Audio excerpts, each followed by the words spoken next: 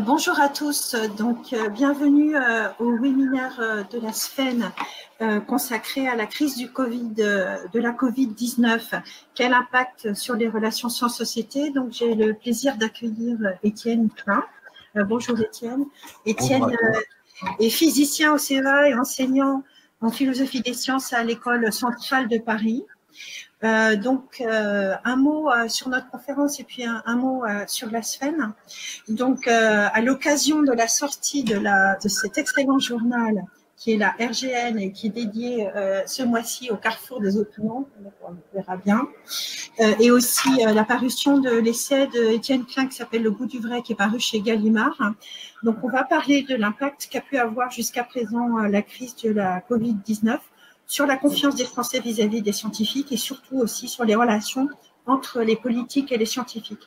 Donc, un mot sur la SFEN. Donc, la SFEN, c'est la société savante de l'énergie nucléaire. Donc, elle accueille 3500 ingénieurs et scientifiques qui travaillent sur l'énergie nucléaire.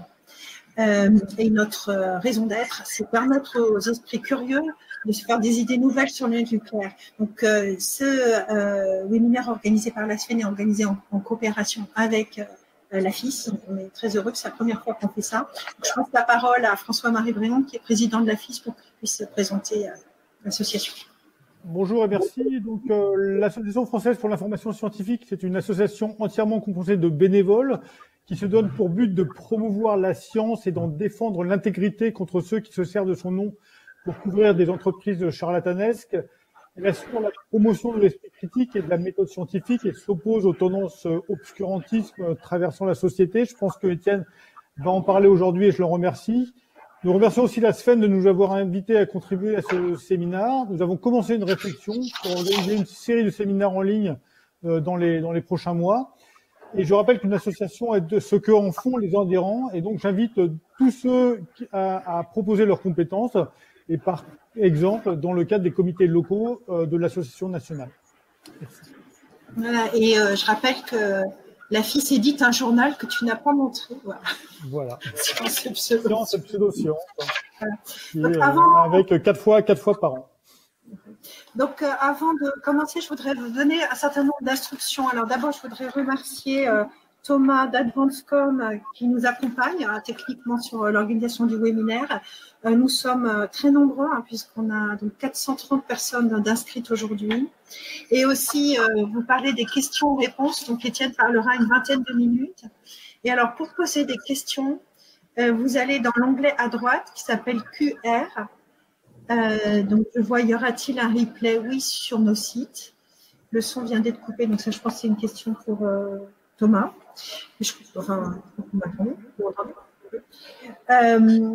Donc, pour poser vos questions, vous allez dans l'onglet QR, vous posez vos questions, mais vous pouvez aussi voter pour des questions qui ont déjà été posées et auquel cas, elles remontent dans l'ordre de priorité. Donc, moi et puis François-Marie, on posera des questions après l'intervention d'Étienne et on prendra en priorité, évidemment, les questions qui ont eu le plus de votes. Voilà, donc je vous invite à poser vos questions au fur et à mesure et puis voter pour les questions que vous voyez pour qu'elles remontent dans l'ordre de priorité. Voilà, donc Étienne. Donc, les Français ont vu beaucoup de scientifiques à la télévision s'exprimer à la fois pendant la première vague et puis maintenant pendant la deuxième vague. Et on les voit ne pas savoir, hésiter, être en désaccord les uns avec les autres, se tromper, être mis en cause, avoir des replays sur les choses qu'ils ont dites de manière affirmative et qui sont avérées fausses. Donc, quelles conséquences sur la vision que peuvent avoir des Français vis-à-vis des scientifiques, la confiance qu'ils peuvent avoir? Est-ce que ça les fait progresser sur la compréhension, sur la méthode scientifique, la gestion des controverses? Et puis enfin, quel rôle doivent avoir les politiques vis-à-vis des scientifiques? Comment organiser la parole des scientifiques justement à l'heure où il y a des décisions politiques qui doivent être prises quasiment quotidiennement sur la gestion de la crise? Bien, bonjour à toutes et à tous. Je voulais d'abord remercier Valérie Faudon pour son invitation ainsi que François-Marie Bréon, qui est un collègue du CEA que je crois assez souvent. Alors en effet, la crise du Covid a révélé l'état actuel des relations entre la science et la société. Je ne suis pas en mesure de dire si ces relations ont été profondément modifiées par le spectacle que tu as rapidement évoqué en disant qu'on n'avait jamais autant vu de scientifiques à la télévision. Est-ce que ça a modifié l'image de la science? Je pense que c'est trop tôt pour le dire. Mais en gros, ça a révélé de façon très nette qu'on pouvait déjà faire avant la pandémie, qui avait d'ailleurs été dressé de façon très synthétique par un philosophe britannique que je me permets de citer, qui s'appelle Bernard Williams, qui a publié en 2008 un livre intitulé Vérité et véracité, et il montrait de façon très convaincante que dans les sociétés postmodernes comme la nôtre, il parlait essentiellement des sociétés européennes, eh bien il y a deux courants de pensée qui parcourent la société. Ce sont deux courants de pensée qui sont contradictoires, qui devraient donc s'opposer, se combattre, peut-être même s'annihiler, mais qui en réalité, par un effet mécanique assez pervers, se renforcent mutuellement. Alors, j'ai passé 1 minute à les détailler. Le premier, c'est ce qu'il appelle un attachement intense à la véracité. C'est-à-dire que nos sociétés sont formées, informées, les citoyens sont allés à l'école, ont accès à toutes sortes de sources d'informations, et ils ont le souci de ne pas se laisser tromper. Ils veulent crever les apparences pour détecter d'éventuelles motivations cachées derrière les discours officiels.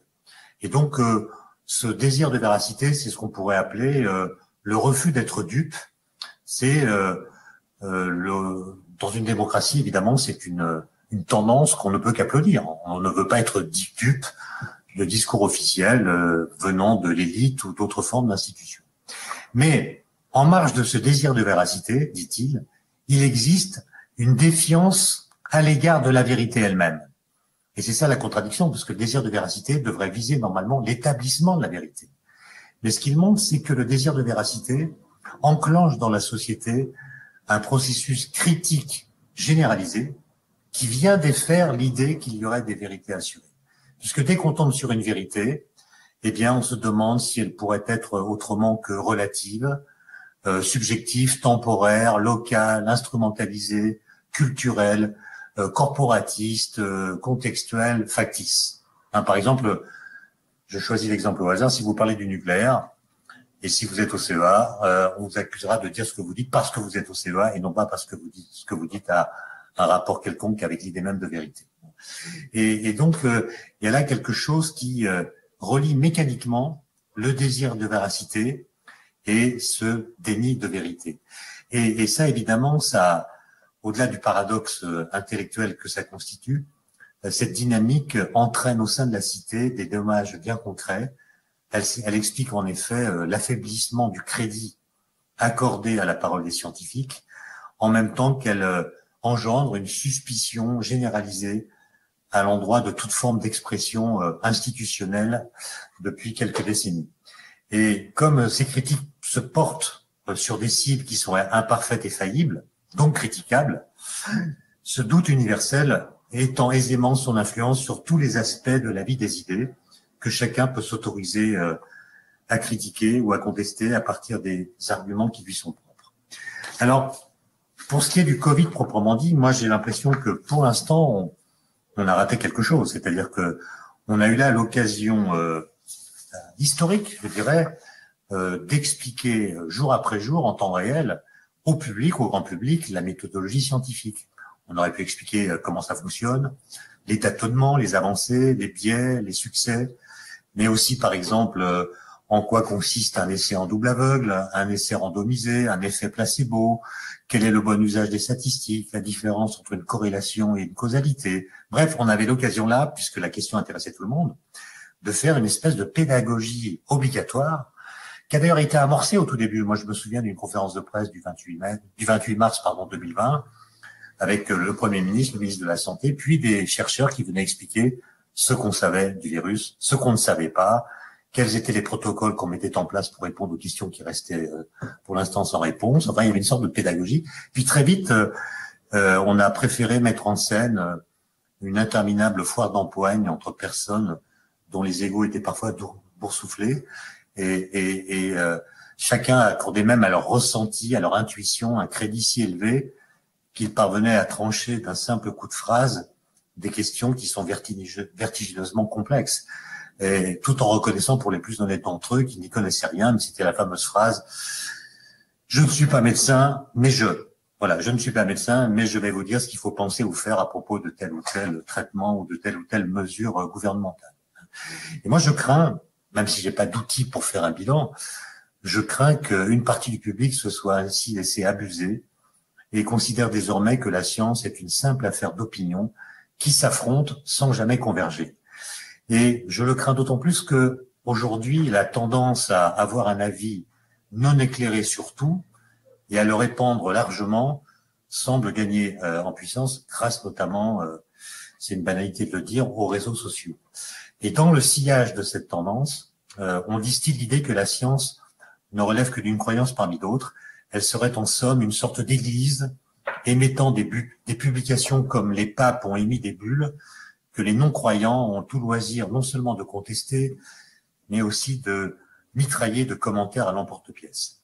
Alors, entendons-nous bien, puisque vous êtes adhérents, pour la plupart d'entre vous, j'imagine, soit de la SFEN, soit de la FIS, soit des deux, je précise que, évidemment, je suis bien conscient que nous vivons tous dans une mare de préjugés.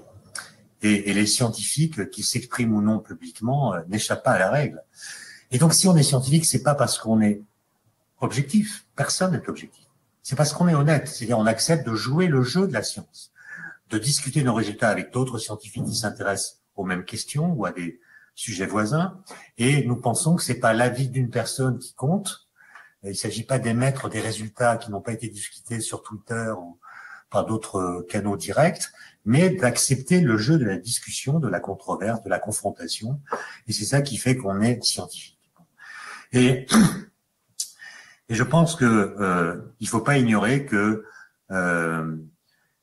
si les scientifiques parviennent à devenir, à produire de l'objectivité, c'est pas parce qu'ils sont plus objectifs que n'importe qui, c'est parce que ils acceptent des procédures qui objectivent les connaissances, les résultats qui sont obtenus.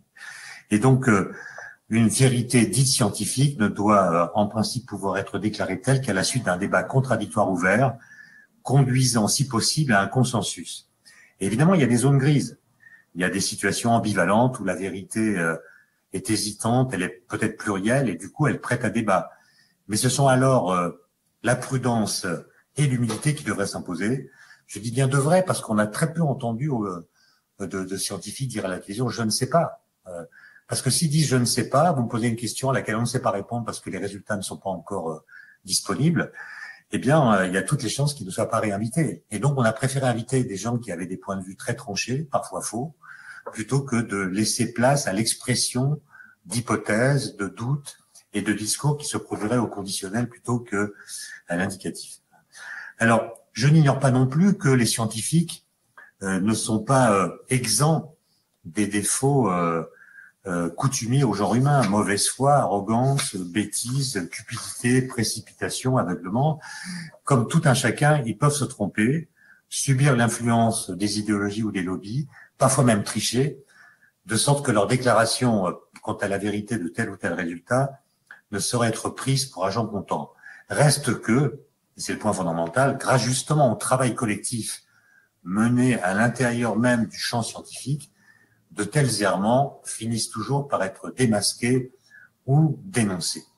Une autre remarque dont je voulais vous faire part et qui pourra peut-être susciter une discussion, c'est que il m'a semblé, en tant que simple observateur, qu'on a confondu pendant cette période la science et la recherche, qui sont pourtant deux choses complètement différentes. La science est un corpus de connaissances bien établi, qui se sont affinés au cours de l'histoire par des expériences, des théories, des vérifications, des tests, etc. Et donc, je dis pas que la science dit le vrai, mais la science a à voir avec l'idée de vérité. Pas la vérité avec un grand V, mais au moins les scientifiques ont su répondre avec précision à des questions bien posées. Quelle est la forme de la Terre? Est-ce que l'atome existe? Est-ce que l'univers est en expansion, etc. On a répondu à ces questions d'une façon qui est difficile à contester, sauf si un événement complètement surprenant venait nous obliger à le faire. Et donc la science, c'est ça. En revanche, ce corpus de connaissances scientifiques pose des questions auxquelles nous ne savons pas répondre. Existe-t-il une vie extraterrestre? Est-ce que le neutrino est identique à sa propre antiparticule? Nous n'en savons rien.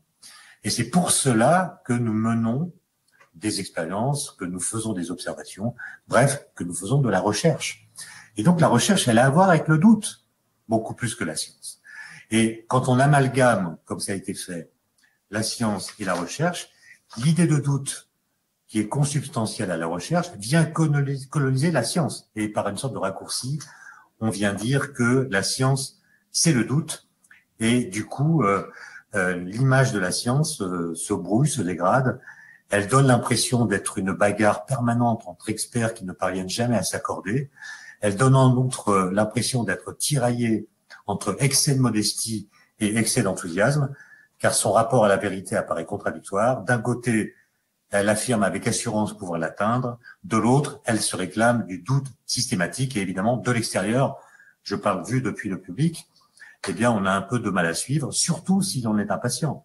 Nul résultat de la recherche ne tombe directement du ciel. Il faut aller le chercher laborieusement, en faisant des observations, des analyses, des mesures, des calculs, en mettant en place des protocoles, en traquant les incertitudes, les à peu près, les zones d'ombre, les erreurs qui se nichent ici ou là, en inventant parfois aussi d'autres techniques, en explorant de nouvelles idées. Et il faut ensuite discuter des résultats obtenus avec d'autres chercheurs, comme je l'ai dit, et tout cela demande du temps, beaucoup de temps, contrairement à ce que certains esprits trop zélés ont voulu me faire croire depuis les débuts de la pandémie. Ils ont annoncé précipitamment et de façon péremptoire de prétendus résultats, notamment à propos de tel ou tel médicament, qui allaient bien au-delà de ce que les études sérieuses qui n'avaient pas encore abouti, et pour cause, permettaient d'affirmer. Et donc il y a là une autre leçon, me semble-t-il, à retenir. La temporalité propre de la recherche a si peu à voir avec celle de Twitter qu'on doit se demander si on doit se méfier des proclamations individuelles et des communiqués autopromotionnels que d'aucuns jettent en pâture à une opinion particulièrement inquiète. Il faut dire que, en période de crise, notre impatience collective crée une demande de certitude que les chercheurs scrupuleux ne peuvent pas satisfaire puisque précisément, ils ne savent pas encore. Et par l'effet d'une logique médiatique implacable, ils se trouvent alors détrônés par d'autres intervenants qui, eux, n'hésitent guère à clamer ourbi et orbi des conclusions simples et tranchées, plus plaisantes à nos oreilles que les discours hésitants et maladroits des chercheurs honnêtes. Et donc, tout ça, ça mène à ce qu'on voit depuis quelques jours de façon plus nette, qui est cette tendance à adhérer aux thèses complotistes. Et moi, j'ai même quelques amis proches qui m'ont beaucoup étonné, alors qu'ils sont scientifiques eux-mêmes, en tombant à pieds joints, si j'ose dire, dans les thèses complotistes. Et quand j'essaie de discuter avec eux, je vois que ils s'appuient sur l'argument que l'absence de preuve n'est pas la preuve de l'absence. C'est-à-dire que, certes, on ne peut pas prouver directement qu'il y a eu un complot, mais comme on ne peut pas prouver qu'il n'y en a pas eu, l'hypothèse du complot se trouve renforcée. Et c'est comme si ils demandaient à chaque fois d'inverser la charge de la preuve. Pensez par exemple à la 5G ou même aux effets des radiations, problème qui est posé à propos du nucléaire. Montrer qu'il n'y a pas de danger ou qu'il n'y a pas d'effet, c'est très difficile parce qu'on peut toujours imaginer qu'il y a des effets qu'on n'a pas vus. Et on nous demande, à nous scientifiques, de démontrer qu'il n'y a absolument aucun effet. Et évidemment, c'est impossible puisque, encore une fois, l'absence de preuve n'est pas la preuve de l'absence. Et ça me fait penser à un texte qui avait été écrit par un grand logicien du XXe siècle qui s'appelle Bertrand Russell, que certains d'entre nous certainement connaissent bien, d'autant plus qu'il a eu le prix Nobel, ce qui est quand même le prix Nobel de littérature, ce qui est quand même assez rare pour un scientifique. Et il avait inventé cette histoire de la théière. Voilà, il imagine qu'une théière se promène dans l'espace, au-delà des planètes les plus proches, qui sont aux confins du système solaire. Il y a une théière qui, comme ça, se balade dans l'espace. Et il est en face de quelqu'un qui est persuadé qu'une telle théière existe. Et Bertrand Russell raconte qu'il dit à cette personne, mais est-ce que vous pouvez me prouver que cette théière existe bel et bien?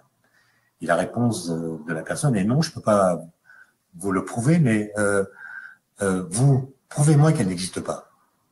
Et voilà, on est pris dans cette sorte de paradoxe. Le paradoxe de la vérité, il est certain qu'il n'y a pas de théière qui circule aux confins du système solaire, mais on ne peut pas le démontrer. Et je pense que beaucoup de thèses complotistes s'appuient sur cette contradiction et gagnent en puissance par le fait qu'elles semblent proposer une espèce d'hyper-rationalité elle s'appuie sur ce que certains appellent des millefeuilles argumentatifs. On empile des pseudo-arguments les uns derrière des autres, ce qui fabrique une sorte de cohérence ou de sens qu'on peut donner aux événements qui, par ailleurs, nous semblent complètement contingents.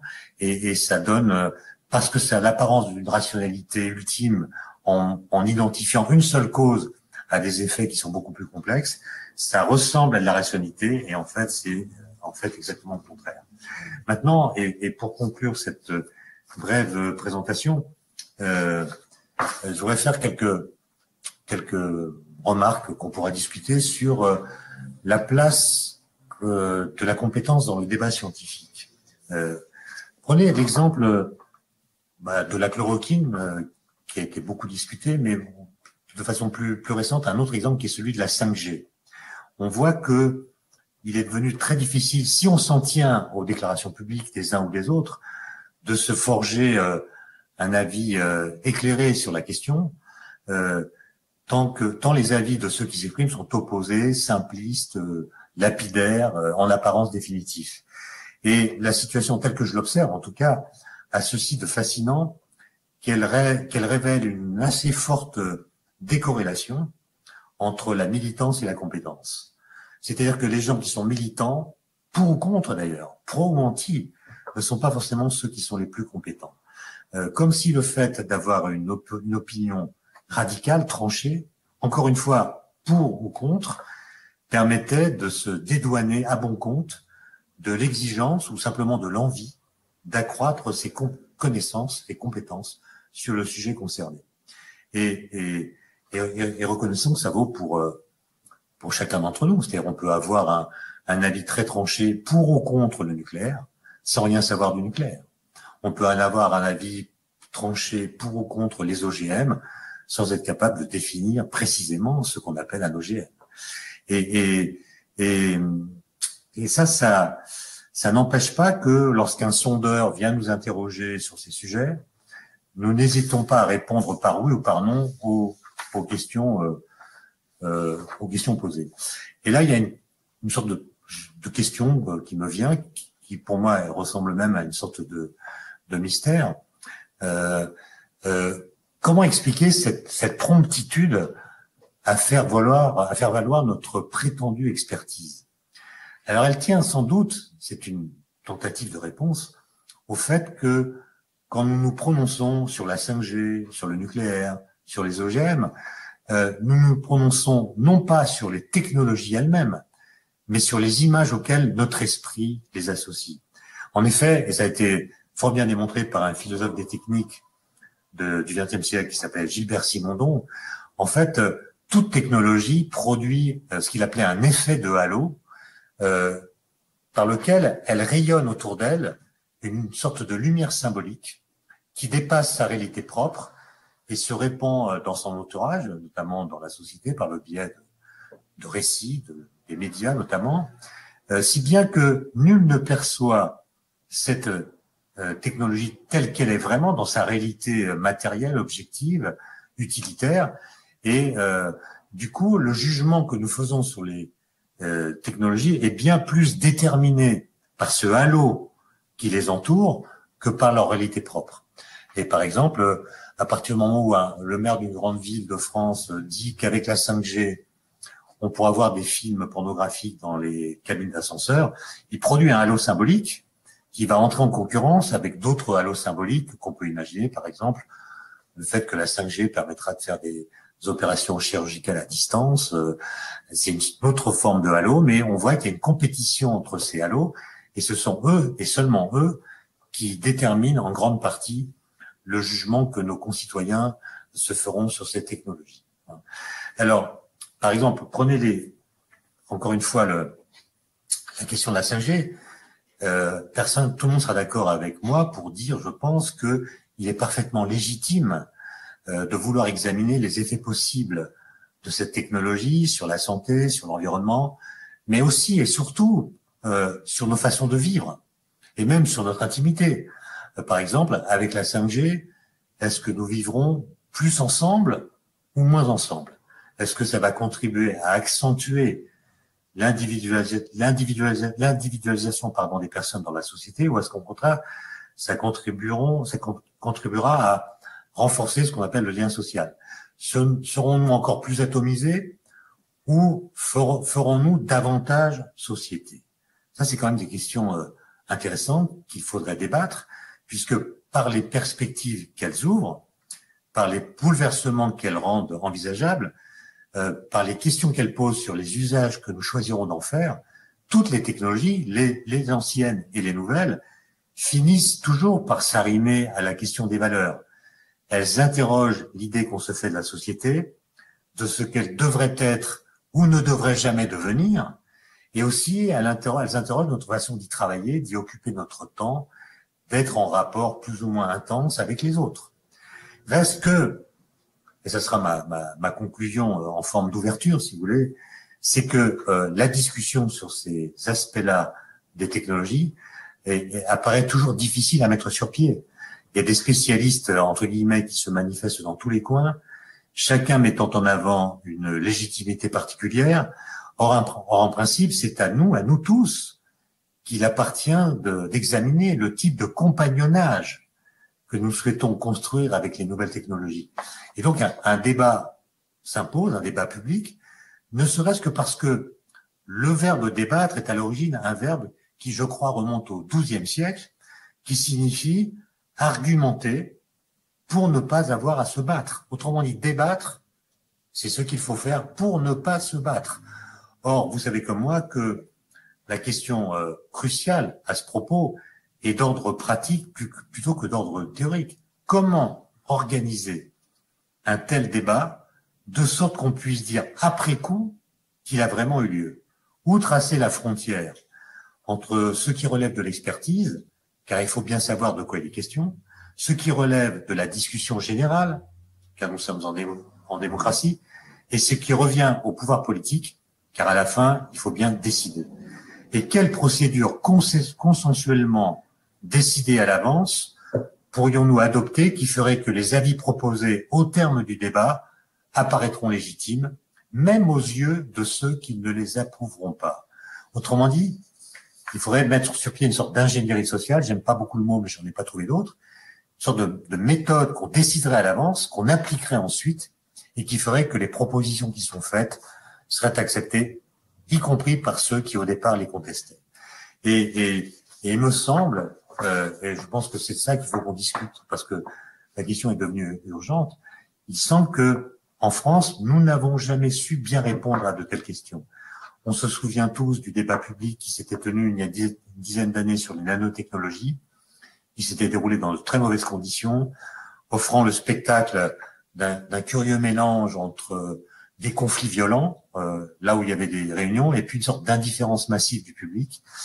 Et les obstacles auxquels ce débat s'était heurté illustrent la difficulté de l'exercice, la complexité du sujet et les enjeux qui l'accompagnaient était telle qu'on n'est jamais parvenu à atteindre le niveau d'une véritable argumentation et pas seulement celui de l'exemple, du témoignage ou de l'idéologie.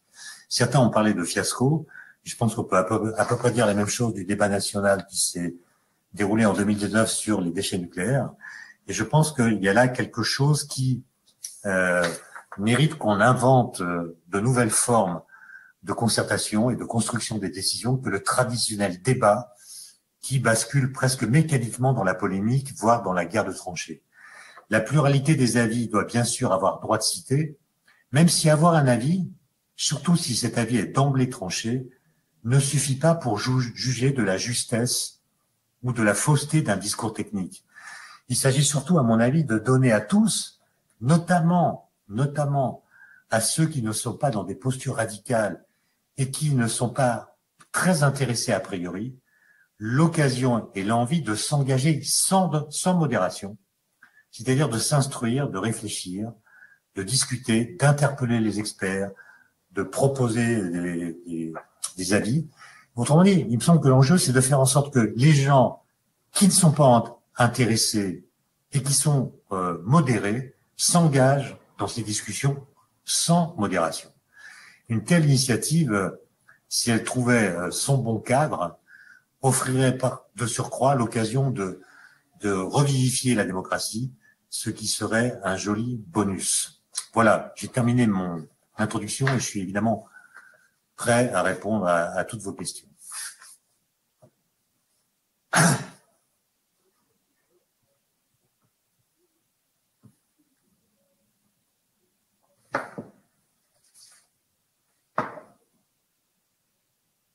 Étienne, merci beaucoup pour cette introduction. Donc il y a un certain nombre de questions dans le sur la fenêtre là, qui s'affichent. Il y en a une que j'ai envie de paraphraser. Là, finalement, au moment de la crise du Covid, je pense que pour le grand public, ils ont vu des chercheurs très diplômés qui se battaient et c'était absolument impossible pour eux de voir qui avait raison, qui avait tort. Et finalement, on peut penser que ça a donné une très très mauvaise image de la recherche. Et du coup, est-ce que vraiment c'est une bonne idée pour les chercheurs, sachant que la recherche c'est vraiment sur le temps long, de s'impliquer ainsi dans le débat public, ou au contraire c'est vraiment contre-productif? Quelle est ton opinion là-dessus? En tout cas, moi je pense qu'en effet, comme tu l'as rappelé, je l'avais un peu dit moi-même, c'est que on a donné la parole dans ce que j'ai pu voir à des gens qui avaient des avis très tranchés, enfin, pour ou contre tel médicament, etc. Et on a privilégié leur présence par rapport à celle de gens qui étaient dans les laboratoires à essayer d'établir des protocoles. Moi, je pense que il faut pas trop personnaliser la diffusion des connaissances scientifiques, parce que on a l'impression que Monsieur Machin, professeur à tel endroit, pense ceci, Monsieur Machin, etc. Il faut essayer de faire parler la science. Qu'est-ce que la science permet de dire? Et ça suppose, normalement, tous les scientifiques devraient pouvoir dire la même chose. S'ils savent dire ce qu'on sait, s'ils savent par ailleurs dire ce qu'on ne sait pas, eh bien le public verra qu'il y a des choses connues et des choses inconnues. Et comme vous le savez, l'ignorance, c'est la grande affaire des experts.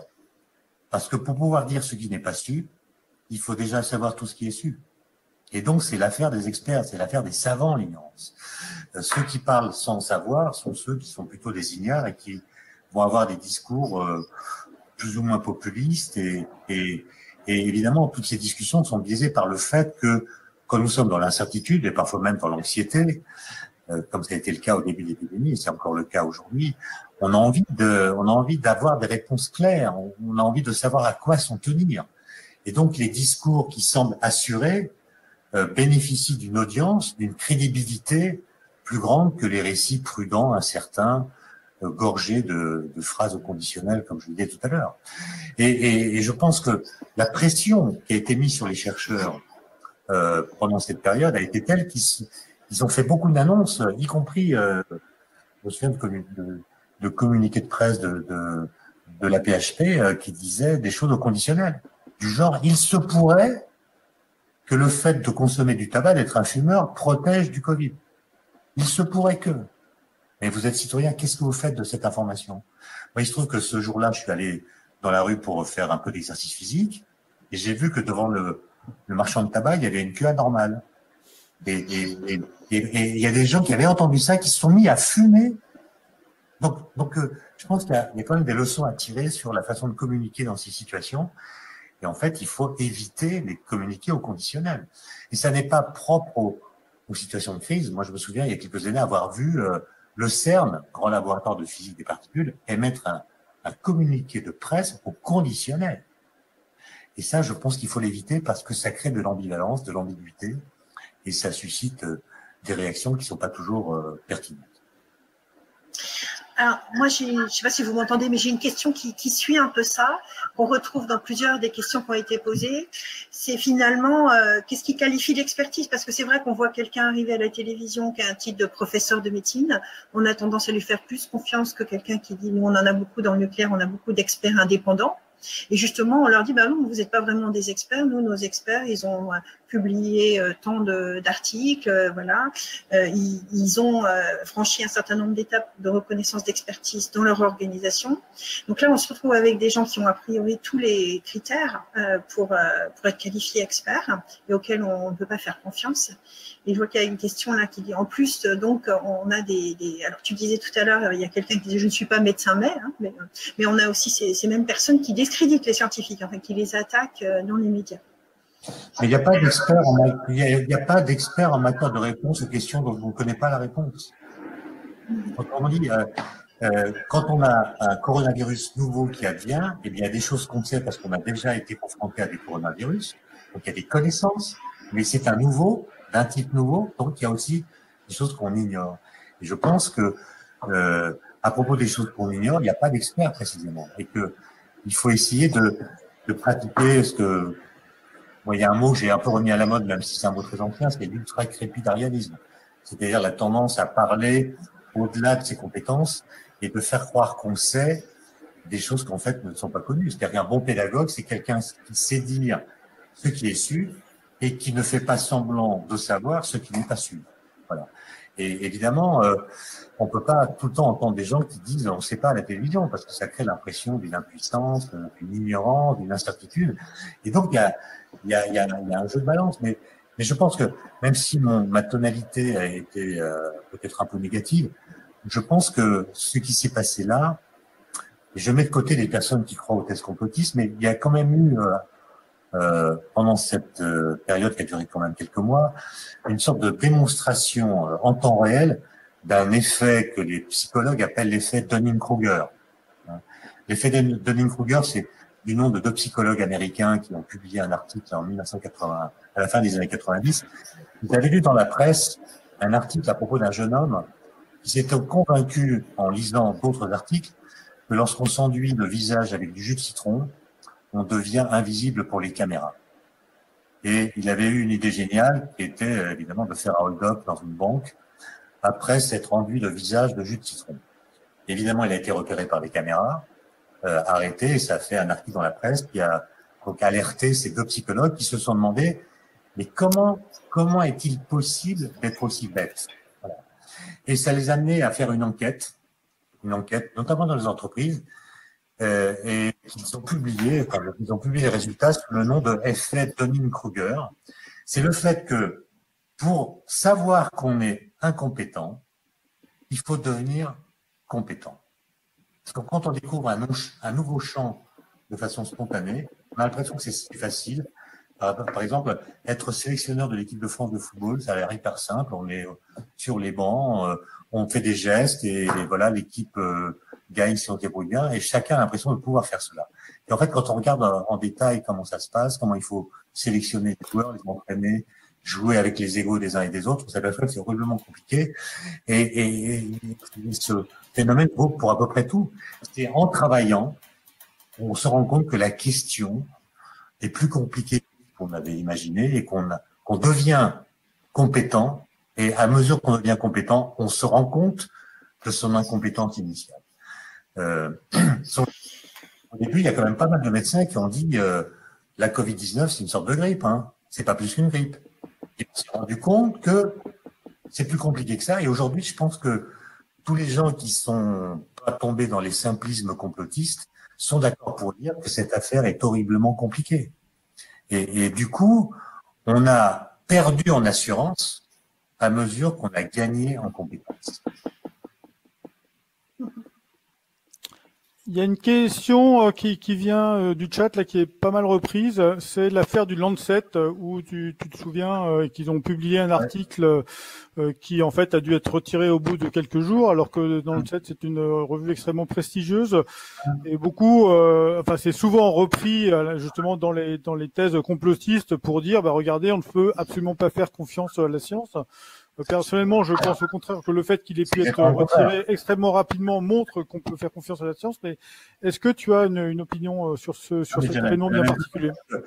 L'interprétation de cet événement s'est faite à l'envers. C'est-à-dire l'article, c'était une fraude en fait, a été retiré au bout de quelques jours. Et faire de la science, c'est pas du tout l'interdiction de se tromper. Tous les scientifiques se trompent. Einstein s'est trompé. Mais faire de la science, c'est se tromper grâce à des discussions, découvrir qu'on s'est trompé et ensuite reconnaître qu'on s'est trompé.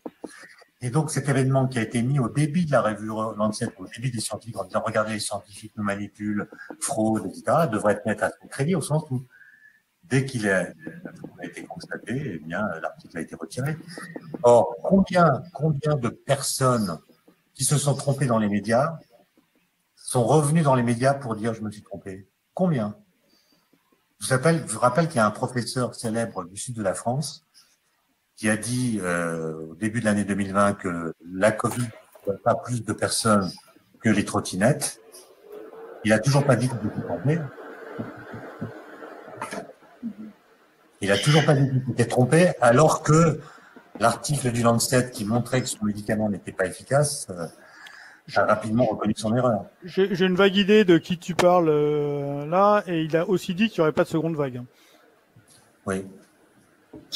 Alors, il y a pas mal de questions sur la formation de l'esprit critique, qui parlent de ce qu'il y a dans les manuels de terminale aujourd'hui, et pas mal de questions aussi sur le documentaire Hold Up.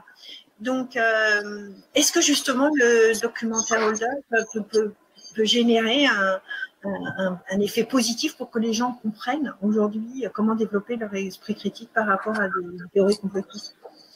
Écoutez, c'est une très bonne question, Valérie. Je ne sais pas si c'est la bonne, mais en tout cas, c'est une bonne question. Je vais faire une confidence. Moi, depuis 6 mois, j'étais en train d'écrire un livre sur l'esprit critique et j'ai renoncé parce que je pense que la notion d'esprit critique est galvaudée. Je veux dire par là que, et même contredite par l'usage qu'on fait du mot. C'est-à-dire que les gens qui, par exemple, pensent que la Terre est plate, sont des gens qui invoquent l'esprit critique. Les gens qui pensent que l'univers a 6 000 ans et non pas 13,7 milliards d'années comme le disent les cosmologistes, ou bien qui pensent que l'univers a été créé tel quel il y a 6 000 ans et que l'homme y est apparu tel quel à cette époque-là, sont des gens qui invoquent l'esprit critique. Les gens qui prétendent que tel médicament est efficace alors que toutes les études montrent que ça n'est pas vrai, invoquent l'esprit critique. Et donc, le terme est galvaudé et est utilisé dans une sorte de contre-usage. Et moi, je pense que ce qu'il faut rappeler, c'est que l'esprit critique n'est pas quelque chose dont on peut se servir pour contester ce qu'on entend dire ici ou là. L'esprit critique, il faut l'exercer contre sa propre pensée. Comme le dit le philosophe Alain, penser, c'est dire non à sa pensée. C'est-à-dire, c'est confronter sa propre pensée à des arguments qui viennent la contredire ou la malmener. Et constater ensuite que la pensée qu'on avait initialement a été capable de résister à ces contre-arguments. Et penser, c'est confronter sa pensée à ce qui la contredit. Pour le dire comme Bachelard, un autre philosophe que vous connaissez certainement, faire de la science, c'est penser contre son cerveau. Et donc, l'esprit critique, c'est un esprit qu'on doit adresser à soi-même plutôt que de céder à l'espèce de facilité de jugement que nous donne la référence à nos préjugés, à nos intuitions, à notre ressenti. Le nombre de personnes que je l'ai vu à la télévision ou dans des tweets invoquer le bon sens pour dire ce qu'il en est m'a paru très élevé. Maintenant, un mot sur le documentaire dont tu parles, que je n'ai pas regardé. Alors, moi, j'ai vu que des grands médias, des grands journaux, notamment le Monde, ont réfuté point par point toutes les erreurs qui sont distillées dans ce documentaire. Mais vous voyez que ça n'a aucun effet. C'est-à-dire que la multiplication des médias, dont on pouvait penser à l'origine qu'elle allait augmenter la capacité à diffuser des connaissances, en fait, a simplement permis au public de choisir les médias qui lui conviennent et de s'installer dans des cycles cognitifs dans lesquels il n'a que la confirmation de ce qu'il pense déjà. Et les gens qui vont lire les documents dans lesquels les thèses qui sont avancées dans ce document sont réfutées ne sont pas ceux qui ont lu le document. Et donc, il y a, un peu comme aux États-Unis, on le dit à propos des démocrates et des républicains, il y a 2 strates dans la société qui ne se parlent plus, qui ne communiquent plus. Les arguments qu'on entend dans l'une ne parviennent pas dans les oreilles de ceux qui sont dans l'autre strate. Et moi, je pense qu'on est un peu dans cette situation. Et la société vis-à-vis de son rapport à la connaissance, à l'information même, n'est pas du tout homogène. Je pense que, pour terminer sur cette question, en fait, ce qui se passe aujourd'hui, c'est que dans les mêmes canaux de communication, circulent à la fois des connaissances, scientifiques ou autres, des croyances, des commentaires, des opinions, des fake news, des bobards, etc. Et toutes ces choses ont des statuts très très différents, mais le fait qu'elles circulent dans les mêmes canaux de communication fait que leur statut se contamine. Quand vous avez affaire à une connaissance scientifique, eh ben on va se demander si cette connaissance n'est pas en fait la croyance d'une communauté. Quand vous avez affaire à une croyance, on va vous demander si cette croyance n'est pas en fait une connaissance cachée que les scientifiques n'auraient pas prise en compte, etc., etc. Les commentaires sont pris pour des connaissances, et ça fait que pour le grand public, évidemment, c'est très très difficile de s'y reconnaître. Et pour terminer une nouvelle fois, si j'ose dire, sur cette question, vous voyez bien que c'est pas une guéguerre entre les scientifiques et la société. Nous-mêmes, scientifiques, nous sommes incultes en sciences. C'est-à-dire que si je fais un sondage dans le couloir de mon laboratoire, dans un bâtiment d'ICEA où je travaille, je demande aux gens comme ça, qui sont pour l'essentiel des physiciens nucléaires ou des physiciens en physique, des chercheurs en physique, je leur demande c'est quoi un OGM? C'est quoi une cellule souche? C'est quoi la 5G? Je suis pas sûr d'avoir de très bonnes réponses. Et donc c'est toute la difficulté est d'arriver à cerner, à identifier, à localiser les bonnes informations, alors même que nous n'avons pas les compétences pour dire quelles sont les bonnes informations. C'est déjà difficile pour les scientifiques. Alors imaginez pour les gens qui n'ont pas de formation scientifique, ou alors ils en ont une qui est tout à fait basique, comment est-ce qu'ils font pour s'y retrouver? Et on sait très bien qu'il y a toutes sortes de biais cognitifs qui font que on va déclarer vrai les idées qu'on aime, etc., et que on va faire confiance à des gens qui font autorité, à tort ou à raison, et c'est comme ça que se font les opinions. Et la parole du scientifique dans ce climat-là est évidemment très difficile à imposer. Mais donc, sur le site de l'AFIS, donc c'est vrai, hein, je vais faire les revues de littérature sur le site de l'AFIS. Mais donc là, Étienne, tu fais un constat qui est déprimant, mais que je partage complètement.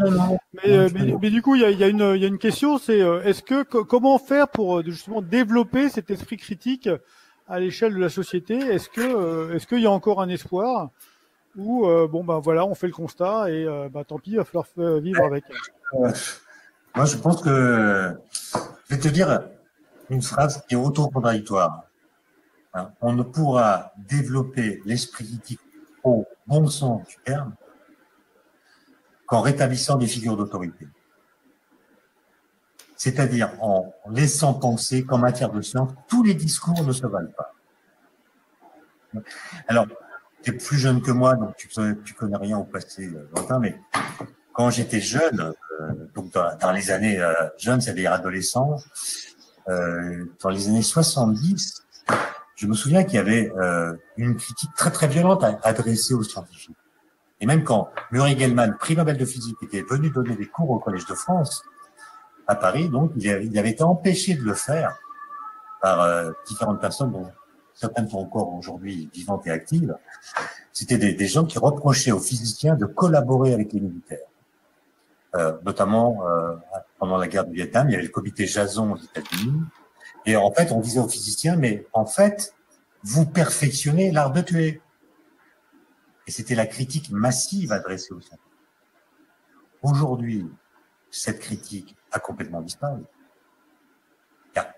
Au CEA, on fait la bombe atomique, il n'y a pas eu une seule manifestation devant le centre du CESTA où certaines expérimentations sont faites. Donc, cette critique a complètement disparu. Elle a été remplacée par une autre critique, et le relativisme. C'est-à-dire l'idée que la science a un rapport avec la vérité qui n'est pas plus fort que les autres démarches de connaissance. Et donc, tous les discours se valent. La physique en dit plus sur les physiciens qu'elle ne dit que choses sur la nature, etc. Évidemment, ce relativisme-là, c'est un peu comme l'esprit critique. Il est comme le cholestérol. Il y a le bon et le mauvais. Le bon relativisme, c'est celui qui fait voir que les idées scientifiques sont nées dans des contextes particuliers. Et c'est la prise en compte du contexte qui permet de comprendre comment les idées sont apparues au cours de l'histoire. C'est pas qu'une affaire de génie. Le contexte joue.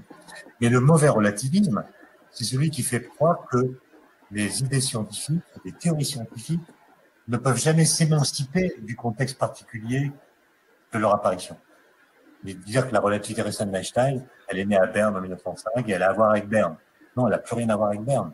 elle a été vérifiée de mille manières, et elle s'est en quelque sorte autonomisée par rapport à la situation particulière de son apparition. Et je pense que ce relativisme, le mauvais, est contradictoire, parce qu'il dit en gros, les scientifiques produisent des théories qui ne sont que des constructions sociales, et en réalité, ils font des choses dans le monde qu'on n'aime pas, ce qui est contradictoire. Si c'était que des constructions sociales, on n'aurait pas à se soucier des applications de la science. Et donc moi, je pense que la réponse à tes questions, elle nécessite un travail de très grande haleine, c'est-à-dire de restaurer l'idée qu'il y a une différence entre les croyances et les connaissances. Il ne s'agit pas de discréditer les croyances. On a tous des croyances et on ne peut pas s'en débarrasser. Certaines sont sans doute parfaitement acceptables en tant que croyances et on vit avec. Je pense que personne ne vit sans croyance. Même l'idée que la science n'est pas une croyance, c'est une croyance. Enfin, tu vois, on ne peut pas s'en débarrasser complètement. Simplement, les gens qui vous écoutent aujourd'hui sont, j'imagine pour la plupart des scientifiques, c'est des gens qui en ont beaucoup de connaissances. Et d'ailleurs, dans le grand public, les gens ont beaucoup de connaissances. Tout le monde sait que la Terre est ronde, tout le monde sait que l'atome existe, etc. Maintenant, si tu demandes aux scientifiques ou au public comment on a su ce qu'on sait, c'est-à-dire comment est-ce qu'on a su que la Terre est ronde, comment est-ce qu'on a su que l'atome existe. Moi, j'ai posé la question à mes étudiants de Centrale. Ils ont fait beaucoup de sciences en classe préparatoire, ils sont en 2e année de Centrale. Et, ben, je leur demande, au fait, comment, parce qu'ils se moquent beaucoup des platistes. Je leur dis, ben, vous vous moquez des platistes, très bien, mais est-ce que vous êtes capable de me dire comment, dans l'histoire des idées, on a su que la Terre est ronde? Quand est-ce que ça s'est passé, avec quels arguments? Beaucoup, 30%, me répondent, c'est Galilée. C'est Galilée qui a démontré que la Terre est ronde? Magellan est parti sur une Terre plate? Donc, vous voyez, cette mauvaise connaissance que nous avons de nos connaissances fragilise notre autorité. Et si je peux illustrer ce que je viens de dire par une anecdote qui s'est produite il y a exactement un an, un peu plus d'1 an, vous savez qu'il y avait à Paris et dans d'autres capitales sur la planète des manifestations de jeunes pour le climat. Je pense que François-Marie Bréon connaît ça très bien. Il se trouve que un samedi, les manifestants se préparaient à marcher tout près de chez moi. Je les voyais se rassembler. Je suis allé sur la place d'Empereur Rochereau et j'en ai pris 10 et je leur ai dit allons boire un café, j'ai envie de discuter avec vous. Ils m'ont accompagné au café du coin. Il y avait 3 élèves de terminale, 4 élèves de terminale, 3 élèves de Sciences Po et 3 élèves qui étaient en première année d'université. J'ai discuté avec eux pendant 1 heure. Ils m'ont paru extrêmement mûrs politiquement. Ils étaient parfaitement conscients de la problématique du climat, du changement climatique. Ils savaient très bien que l'avenir serait délicat de ce point de vue pour eux. Ils avaient même une maturité dans l'argumentation que j'ai admirée parce qu'elle est bien supérieure à la maturité que pouvait avoir ma génération au même âge. Et à la fin, je leur ai demandé, mais au fait, c'est quoi l'effet de serre? C'est quoi l'effet de serre? En fait, de brûler un peu de charbon, de gaz ou de pétrole, alors qu'il y a déjà du CO2 dans l'atmosphère, en quoi ça peut modifier le climat? En quoi une petite cause peut-elle avoir un effet à l'échelle de l'atmosphère tout entière? Aucun n'a su répondre. Aucun n'a su répondre. Là, c'est pas grave, ils sont jeunes, ils ont le temps d'apprendre. Mais vous voyez, être militant sans pouvoir défendre sa cause par des arguments qui la fondent comme légitimes, c'est se fragiliser. Et s'ils étaient tombés dans les pattes d'un climato-sceptique aguerri au sophisme, à la rhétorique et aux pseudo-arguments, ils auraient été retournés comme des crêpes. Donc, il faut enseigner les gens le pourquoi on a ces connaissances-là. Et il faut remettre l'expert, il faut restaurer la confiance dans l'expertise. Et je suis d'accord avec... Non, mais l'expert, attends, tu te remarques là-dessus. L'expert, il n'est pas expert en matière de société. Ça n'est pas, tu vois, il y a une conférence d'Einstein que j'adore, qu'il a donnée en 1939 à Princeton, à l'invitation du département de théologie. Le thème de la conférence, c'est la responsabilité du scientifique. C'était avant la bombe, hein, avant que Einstein écrive sa lettre. Et d'ailleurs, c'est une conférence du mois de mars, et en mars 1938, Einstein, à mon avis, n'était même pas au courant que la bombe était possible. Enfin, peu importe. Il conclut sa conférence en disant « Il n'existe pas de chemin qui aille de la connaissance de ce qui est, que la science nous donne, à la connaissance de ce qui doit être. » À la connaissance de ce qui doit être. Autrement dit, la science te dit comment faire des réacteurs nucléaires, comment faire des OGM. Elle ne te dit pas si tu dois les faire. D'accord ? Et donc, il n'y a pas d'expert en la matière. D'accord ? Simplement, quand il s'agit de discuter de ce qu'on doit faire, c'est à l'expert qu'il faut s'adresser pour qu'il nous dise ce qu'on peut faire. Qu'est-ce qu'on peut faire ? Je suis très à l'aise avec ce que tu dis, parce que c'est exactement le motto de la FIS, de dire la science dit ce qui est, elle ne dit pas ce qui doit être. Et à titre personnel, j'ai un problème avec ça, c'est-à-dire que quand je fais des conférences sur le climat, on me dit bon, j'ai pas de mal à montrer qu'il y a un changement climatique et qu'effectivement c'est un problème et qu'il faut faire quelque chose. Donc jusqu'à là, je suis dans la science. Maintenant, quand on me demande mais alors qu'est-ce qu'il faut faire pour ça, eh ben le qu'est-ce qu'il faut faire, ce n'est plus de la science. Et c'est une matière d'opinion qui se résout pas de la même manière. Oui, mais c'est pour ça que on peut dire, je pense que tu seras d'accord avec moi, que la science, elle n'est pas démocratique. C'est-à-dire on n'a pas passé par le référendum ou le vote pour décider si E égale MC2 est une formule exacte ou pas. Donc c'est pas une affaire de référendum ni de démocratie. Par contre, ce qu'on va faire des choses dont la science nous dit qu'elles sont possibles, ça c'est une affaire de démocratie. Et c'est ces deux choses-là qu'il faut parvenir à séparer. Il y a ce qu'on sait, il y a ce qu'on peut faire à partir de ce qu'on fait, et puis il y a ce qu'on veut faire. Ces questions doivent être distinguées dans les débats publics dont on a parlé au début. Je crois que pour conclure, merci à la SFEN pour avoir organisé cette conférence. Un immense merci à Étienne pour tout ce qu'il nous a raconté qui était extrêmement intéressant. Donc j'invite tout le monde à regarder les publications aussi bien de la SFEN que de la FIS. Et peut-être que ces deux associations qui ont des objectifs qui sont complètement différents, qui se recouvrent pour quelques points, mais qui sont essentiellement différents, peuvent néanmoins s'enrichir les uns des autres. À nouveau, Étienne, merci beaucoup. Merci beaucoup, Étienne. Bonne journée à tous. Merci, bonne journée à tous.